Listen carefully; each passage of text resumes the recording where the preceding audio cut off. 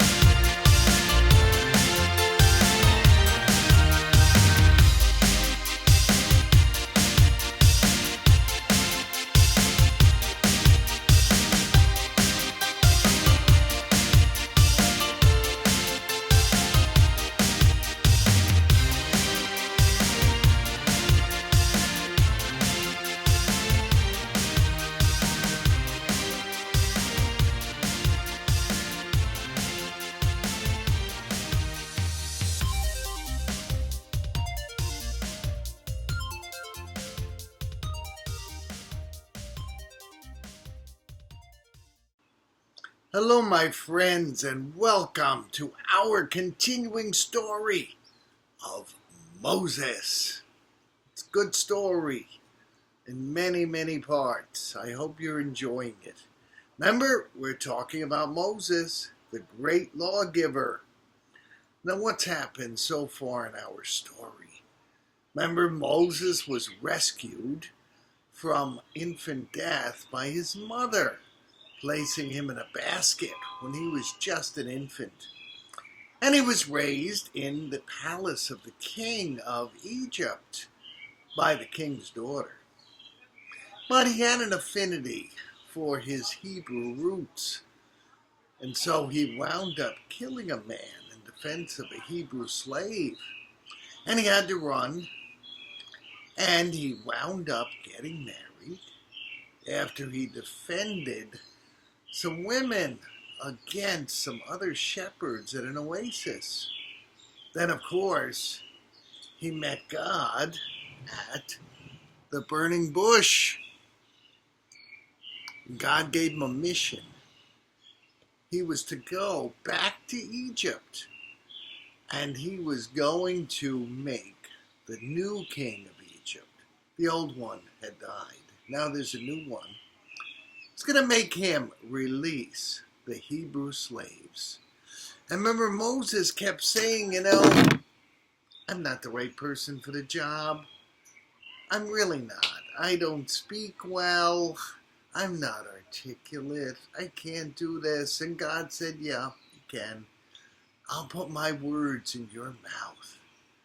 Now, Aaron, your brother, is going to meet you as you walk toward Egypt. So go down there and meet up with all the elders of Israel. You tell him that God met you and God gave you this mission. Well, Moses, he, I guess, was a practical kind of guy. He said, look, God, even if I tell them your name, which was I am, and even if I tell them this mission, they're not going to believe me. How will they know this is true? So God said to Moses, okay, pick up your staff. There's the staff. Pick up the staff. Now, throw it on the ground. He threw it on the ground, and you know what it turned into? It turned into a snake. And Moses kind of jumped back. Snakes can bite. I wouldn't want to meet a snake out in the wilderness. But God said, grab that snake by the tail. And he did. And you know what happened? The snake turned back into a staff. And he said, Moses, here's another sign. Put your hand inside your coat and pull it out, and your hand is going to be white, leprous, just like a skin disease. He said, now put it back in. Pull it out. His hand was restored. So he said, go, talk with Aaron and all the elders of Israel. You tell them that I am the God of Abraham, Isaac, and Jacob. All your ancestors have heard your cry. I'm going to set you free. Well, he started his journey down to Egypt. My hunch is he was kind of scared.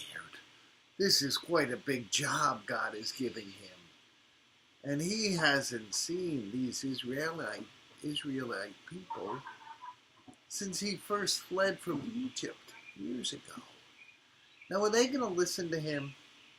Are they going to believe that he really did talk to God in a bush? Are they going to believe that his job really is to set them free? Now, their life was not very good. Remember, they were slaves. Slaves don't get paid, but they do a lot of hard work. And they get beaten if they don't do the work right or if they don't do it fast enough. Now, what kind of work did these slaves do? Well, these slaves had to make bricks.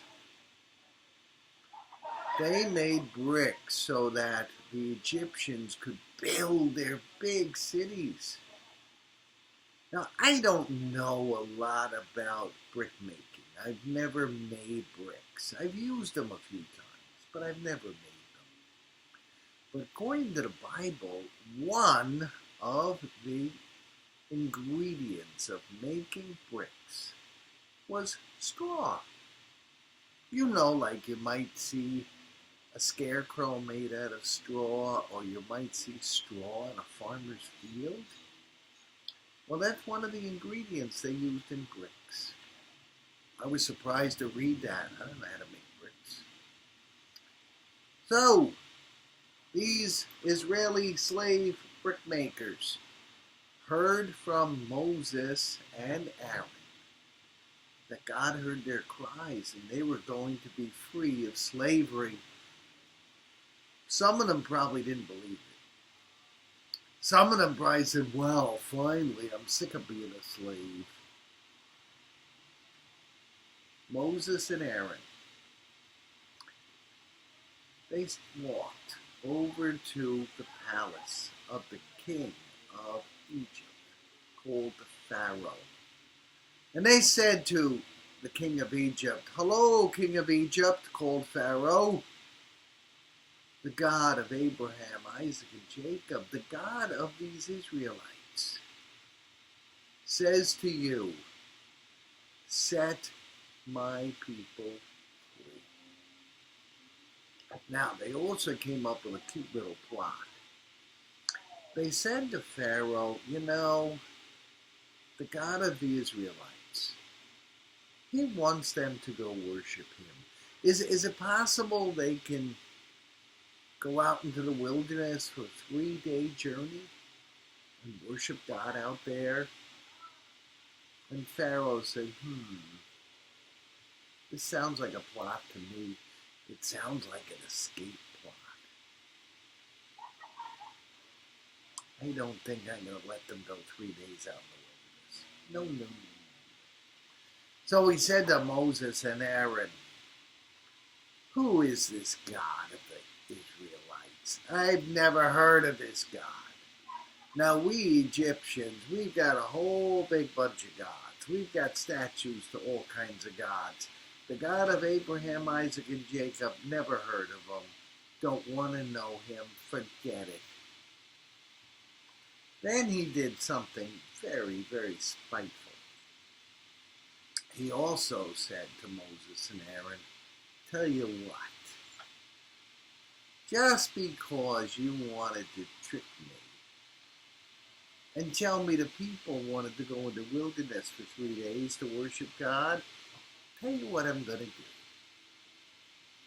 In the past, I've given the Hebrew slaves straw to make the bricks out of. Guess what? I'm not giving them straw anymore. They're going to have to harvest the straw themselves and make the bricks. But they're still going to have to make the same amount of bricks they always have. You want to play games with me, I'll play games with you. Yeah, aren't you real happy now that you came to talk to me? So Moses and Aaron went back to tell the elders of the people of Israel who were slaves, you know, we talked to Pharaoh, we tried to get him to let us out into the wilderness a 3 days journey, and he didn't let us. And the next day they found out that they weren't getting straw to make bricks. And the people who let them make bricks said, excuse me, you used to give us straw to make bricks every day, and now you're not going to give us that? Oh, wow. This is a real good deal Moses and Aaron gave us. Our work just got harder. And some of the overseers, the ones who were making sure the slaves worked, they went to Pharaoh and said, come on, do you really expect them to make the same amount of bricks without getting the straw as when they were getting the straw? Tell me this makes sense.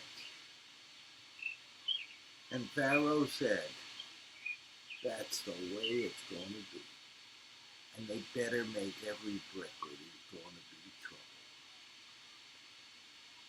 So the overseers came back to the Jewish slaves, the Jewish elders, and said, look, we tried to get Pharaoh to relent. He wouldn't. We're going to just have to make the same amount of bricks without getting the straw. And the people of Israel, who were promised freedom, now had an even tougher time. And they were pretty angry with Moses and Aaron. Well, what did you do to us? Really? What in the world did you do? Thanks a whole heck of a lot. You promised us freedom from Pharaoh. Instead, our workload is really worse now than it ever was. Moses, Aaron, tell you what. Go take a hike. Leave us alone. We're worse off now, and if you guys keep meddling with things, it might get even worse. What do you think Moses and Aaron did? Do you think they listened to the slaves? Or do they listen to God? Do you think these slaves are going to get freed? And if so, how? Because Moses was against a pretty powerful king. The king of Egypt had the biggest army in the world at this time. The king of Egypt had an awful lot of power. But you know, God said, I can make that Pharaoh free my people. Who do you think is going to be more powerful? A political leader on earth? Or God, who created you? Thanks for listening. We'll talk more about this next week. Please do me a favor if you're watching this on Facebook. Please like it, write a comment, and share it. Share it with your friends. I want more people to see our stories. Thanks for listening, my friends. I will see you next week. That's a promise.